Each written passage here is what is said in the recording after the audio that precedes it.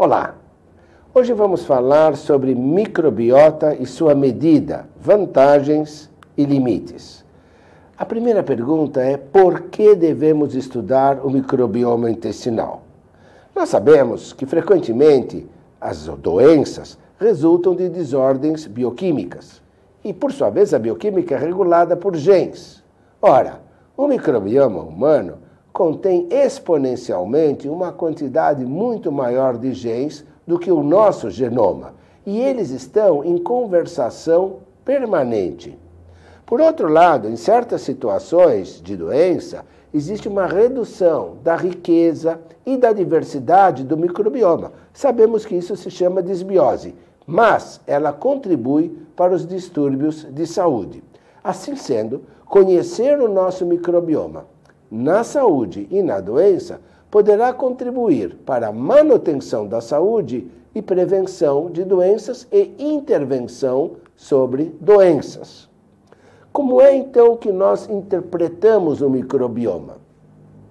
Sabendo que a taxonomia da microbiota começa pelos grandes filos, e falando especificamente de microbiota intestinal, nesse diagrama nós vemos uma manifestação de uma microbiota saudável em termos de filos. Observem que em verde está apontado o grande filo dos Firmicutes e em azul escuro aqueles dos bacteroidetes. O que aprendemos daí é que a somatória dos filos, Firmicutes e bacteroidetes deve estar em torno de 80% a 90%. E que a razão entre eles deve girar em torno de 0,8% a 1%. Os outros filos, os verrucomicróbias em laranja e os proteobactérias em vermelho, também estão presentes em menor quantidade, e outros de menor importância. Mas ao lado, observe com atenção que houve uma mudança. Veja que os Firmicutes, agora em verde berrante, estão muito diminuídos. E os bacteroidetes aumentados, mas o que chama a atenção são as proteobactérias muito aumentadas. Ora, isto é característico de uma disbiose, porque nós perdemos as relações que são apontadas no gráfico da esquerda. Uma outra maneira de nós entendermos a disbiose é através do índice de diversidade. Esse índice, no caso de Simpson, existem outros, ele mede a quantidade de espécies, gêneros e sua representatividade no microbioma. E nós sabemos que existem por volta de umas 1.200 espécies. Destas, algumas estão, poucas delas, com um grande número de bactérias. E a grande maioria dessas espécies tem um pequeno número de bactérias. Neste caso, quando nós estudamos a diversidade, nós verificamos que quanto maior for a diversidade, melhor é, porque haverá uma melhor condição de conversação cruzada e de tolerância imunológica. Então, se o nosso índice de diversidade for entre 6 e 7, ele é médio. Se for maior que 7, ótimo, é uma microbiota rica.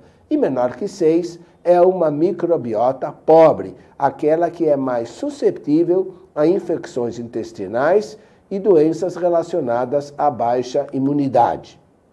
Então, talvez vamos querer saber agora como é que se pode medir a microbiota. A maneira clássica mais comum é através da cultura seletiva dos micróbios.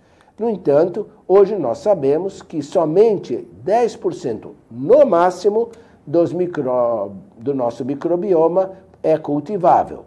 O que quer que, então, nós vamos mudar para os novos métodos de biologia molecular, que pode ser o 16S-rNNA e o shotgun. Então, para sequenciar a microbiota, nós temos que ter uma amostra fecal, da qual nós vamos extrair o DNA e vamos passar em máquinas especiais de sequenciamento que vão estabelecer quais são as bases nitrogenadas destes genes e, com isso, estabelecer os perfis genéticos. O que eu acabei de descrever é a maneira como se faz um genoma completo. Essa técnica se chama shotgun. Ela tem a vantagem de chegar a uma grande especificidade em números de gênero e também de espécies. No entanto, ela é muito cara, ela está sendo hoje utilizada com finalidades de pesquisa, porque nós sabemos que ela vai nos informar as 1.000 e tantas bactérias, sendo que umas 400 delas ou 500 nós sequer sabemos o nome e a função.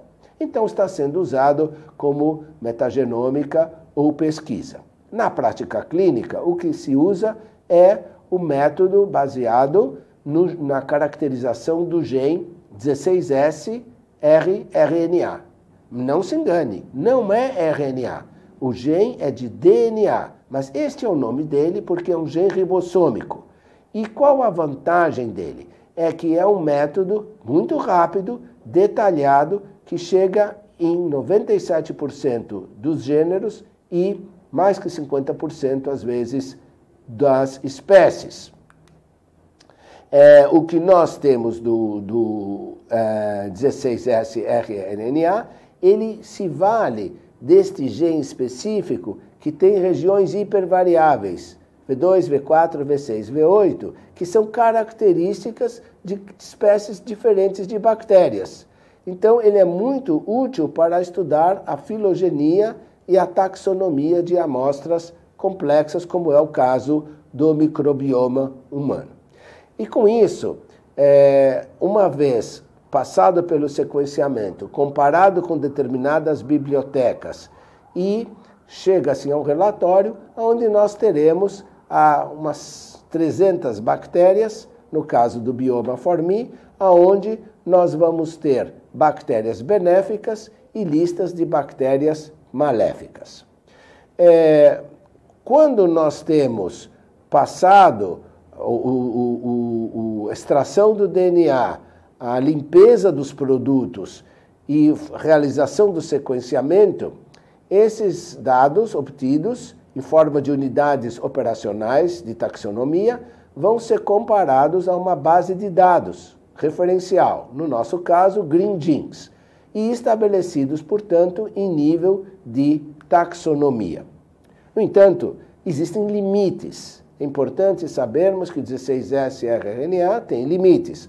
Por exemplo, nós sabemos que os bancos de dados que usamos são baseados em bancos de americanos e europeus, dada a inexistência de bancos brasileiros ainda. Nós poderemos ter situações em que há alterações da microbiota e não existe doença. E podemos até achar bactérias em nível de gênero cuja espécie ou subespécie não está caracterizada. E lembrar que fatores confusionais como mudança de dieta, viagens, consumo de antibióticos, antidepressivos, antineoplásicos pode alterar o microbioma. Muito obrigado por sua atenção.